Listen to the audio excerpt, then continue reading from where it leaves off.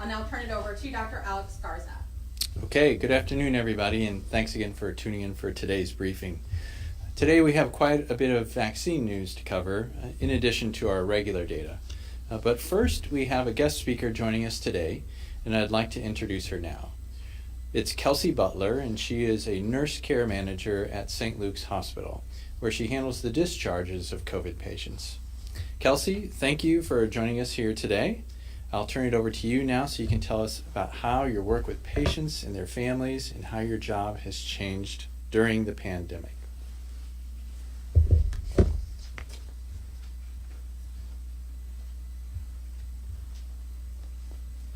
First, I want to say thank you so much for having me here today. I feel honored to represent St. Luke's.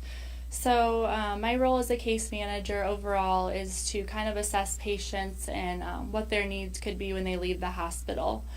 During COVID, that changed significantly. I covered the medical ICU and the step-down unit where we are heavily saturated with COVID patients.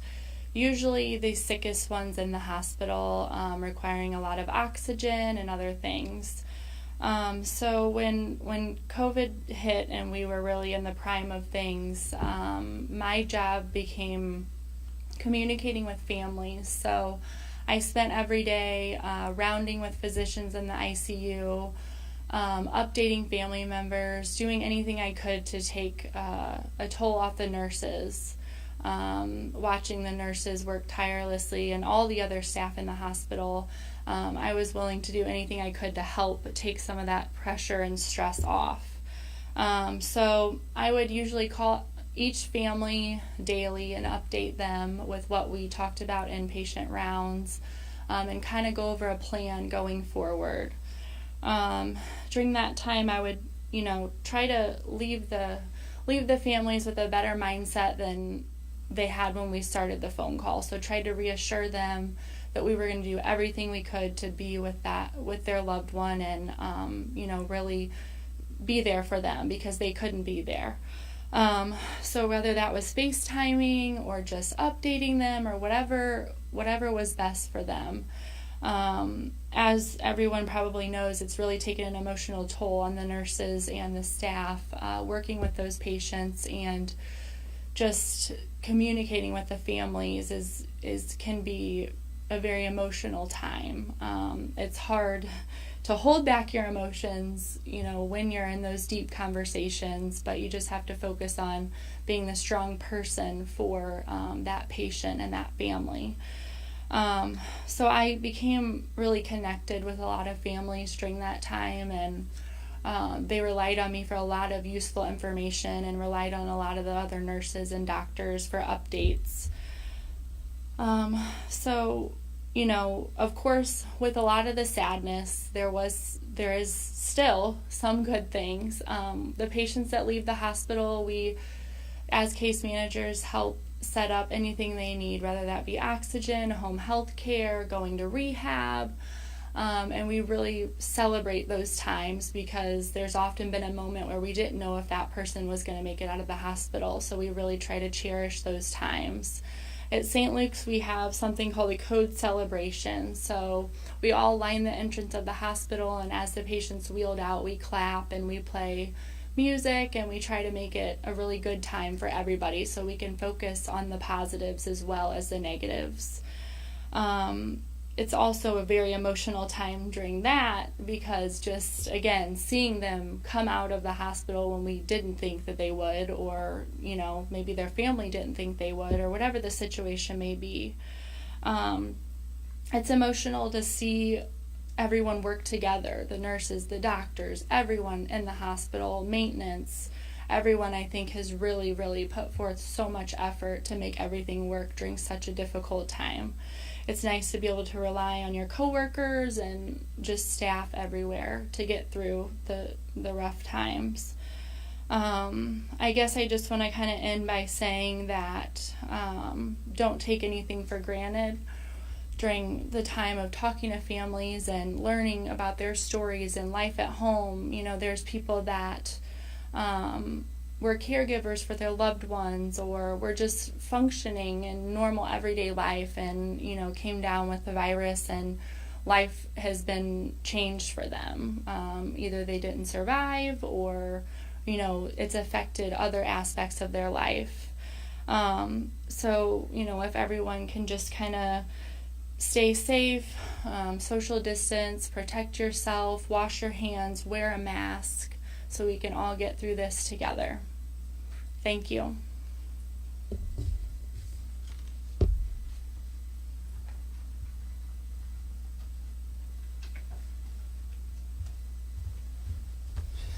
Thank you, Kelsey, and thanks for all the hard work that you do. I think, a lot of times many people don't recognize how many other people are working for patients and their families outside of just the bedside nurses and the doctors. It's those case managers really that really see them through the hospital stay, and then even getting them home or wherever they need to be after the hospital stay.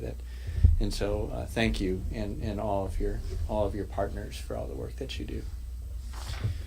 So let's turn now to some vaccine news. To date, task force hospitals have given a total of 159,248 doses of COVID-19 vaccines.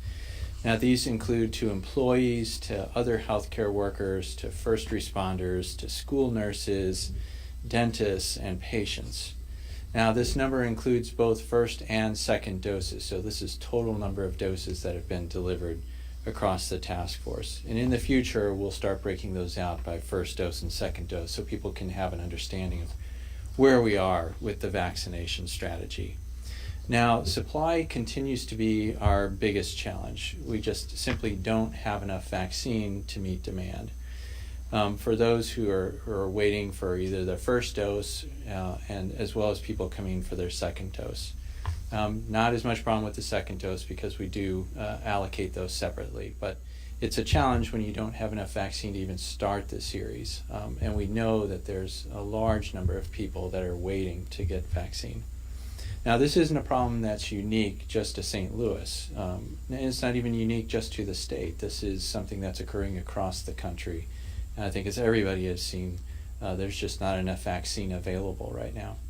Now, this is just the latest wrinkle in the pandemic. And so if you think way back early on, I think one of the first questions that I fielded in the task force was, how come there isn't enough personal protective equipment, or PPE?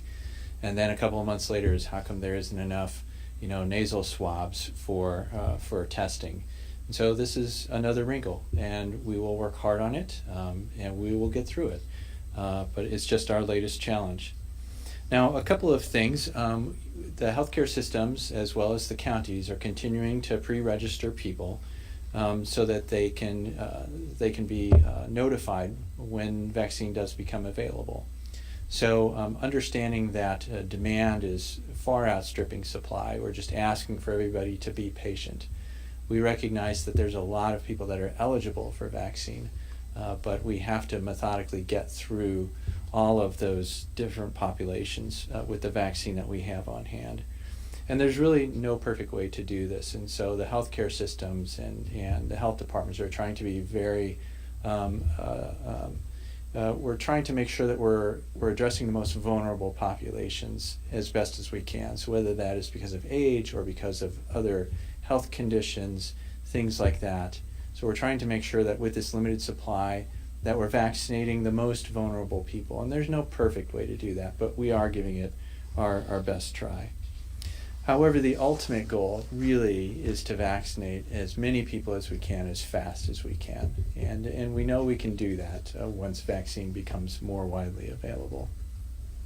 Unfortunately, we're now starting to see also some misinformation online particularly about walk-in opportunities for a vaccine. So let me be really clear on this. The hospitals and the clinics don't have walk-up appointments for a vaccine. So if you see something on social media, if you get a text message or an email from somebody describing walk-up opportunities for vaccine, that's simply not true. And that's caused some issues with having to, talk to people about, no, you cannot just walk up and get vaccine. These have to be scheduled. And what that does, it slows up the works for everybody else. And so it does cause some issues with our clinics. So please, if you've seen this on social media or if somebody has forwarded this to you, it's just simply not true. And so please don't go to a clinic or to a hospital and expect to receive vaccine by walking up. Now, of course, task force hospitals are not the only facilities that are doing vaccinations. The counties have set up other vaccination sites as well.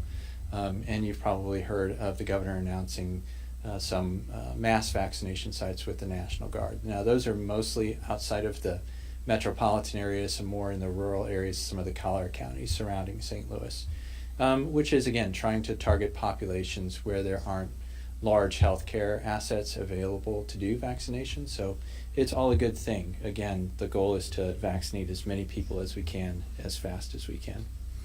Now, if you'd like to know more about how many vaccines have been administered statewide or in your specific county, and what percentage of the population has received at least the first dose, you can see that data updated now on the state's new vaccine dashboard, which is at covidvaccine.mo.gov/data, and we'll have that on our website as well.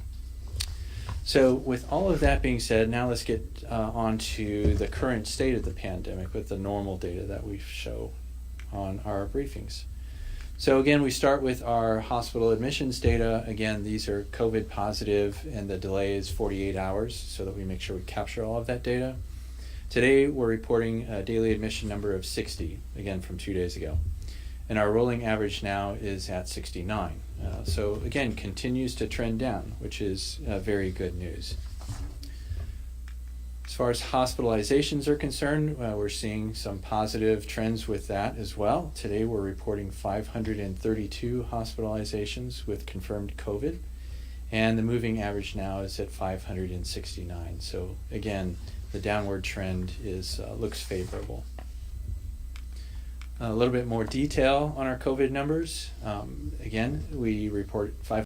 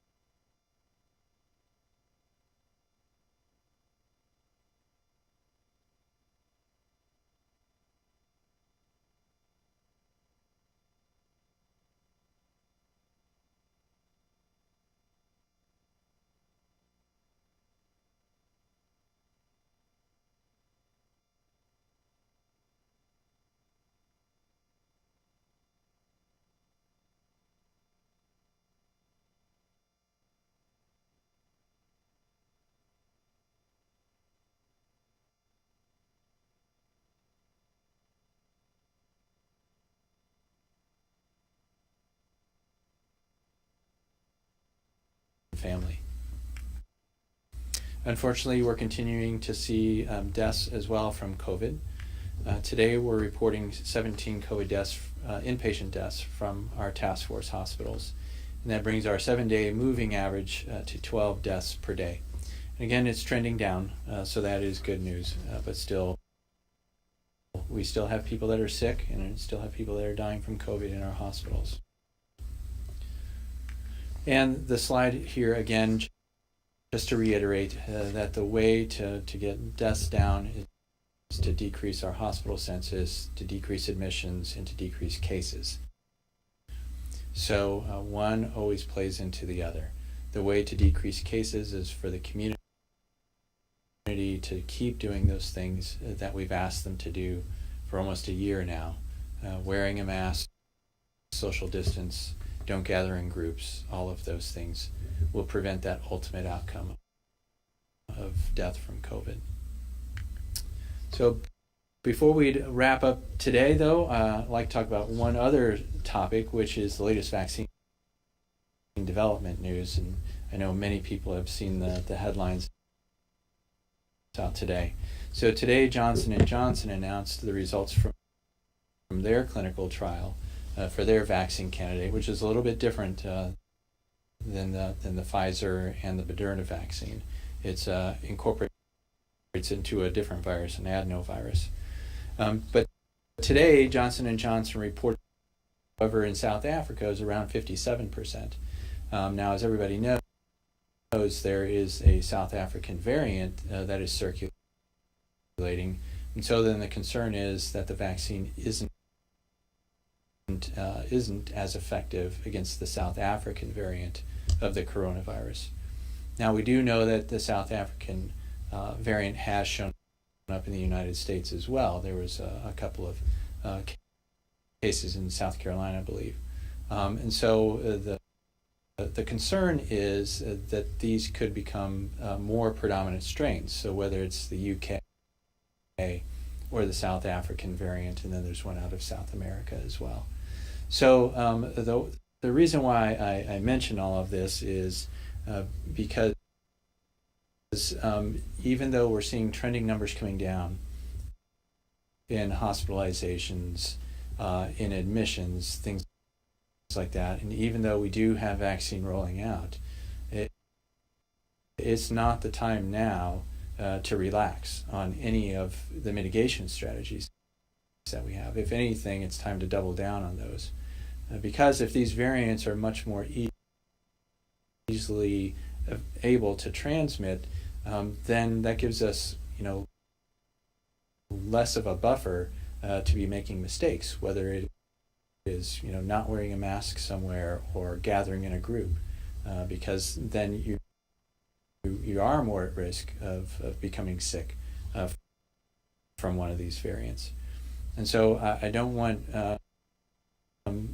us to lose fact that there's, and if everything that we see and read is true, they most likely will receive an EUA. Now that is significant for the vaccination plans because it is a single shot vaccine. It's not 2 doses. And it doesn't require the refrigeration, again, because it's a different type of vaccine than the Pfizer or the Moderna virus. And so that could be very beneficial for rolling out more vaccine more widely, not even just here in the United States, but across the world where they don't have access to a lot of these refrigeration requirements. The challenge now, again, goes back to manufacturing. So that is the key. If we can get doses manufactured fast enough so that we can get them into the arms of people to get people immunized, the less chance that we'll see these variants spreading widely. So that is really the name of the game right now, is manufacturing and distribution of vaccine. So it's we're very optimistic about the Johnson & Johnson vaccine and what it can bring to the fight, but still we have a long way to go. So as everybody knows, this means that we still have some time to go before we're out of this pandemic. Very concerned about some of the other things that are circulating out in the community. As I mentioned, we will do everything we can to get as much vaccine out as quickly as we can, and our goal is to vaccinate everybody as fast as we can. But until then, we all still need to be doing our part. So with that, I'm going to close my remarks and we'll take some questions from the media. We've seen reports in other states of people hanging around vaccine clinics in hopes of picking up a spare dose at the end of the day that would otherwise be too warm to use the following day. Are we seeing that here? And what would you say to people who might try to use this method? I have not heard specifically of that happening. So early on in the vaccination programs, when we were really beginning to vaccinate our employees and things like that, there were some times when we would have more vaccine than people would show up to clinic. And so at that time, then the vaccination teams would go around the hospital and begin vaccinating other people some people that weren't frontline healthcare workers, and that's because we didn't want the doses to go to waste. Now, since that time, of course, we learn from our mistakes or from our challenges, and now we have methods where we do have some backup lists, so that if we know that we're going to be, not everybody is showing up for their vaccine and we're going to have some leftover doses, we know that we can call people now that are on our list to come in and get vaccinated. So I would not recommend hanging out at a... Could you provide an update on vaccinations for Phase 1A healthcare workers? Yeah. So the best way to describe it is where I think we're nearing the end of that 1A phase right now. The easy part, or I shouldn't say the easy part, but the logistically the less challenging part was vaccinating healthcare workers that work for a healthcare system. Because we know who those people are, we can get them organized, get them through the lines, all of those things. And then there's a whole a group of healthcare workers out in the community that we don't know who they were. And so trying to get them organized as well and moving them through our system took a little bit more time. But with that being said, we believe that we're getting close to the end of that 1A population. So and that includes EMS workers and school nurses, which we're working very, very hard to get them through as well. But I would say in the next couple of weeks, we will have finished with the bulk of all of the 1A. To today's briefing. Thanks for watching.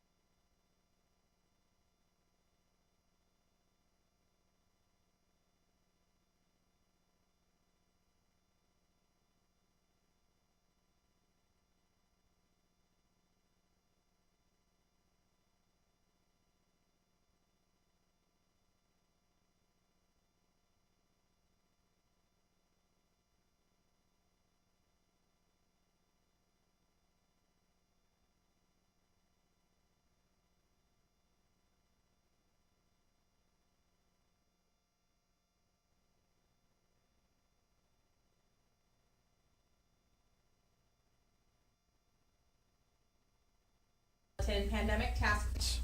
Kelsey, thank you for joining us here today. I'll turn it over to you now so you can tell us about how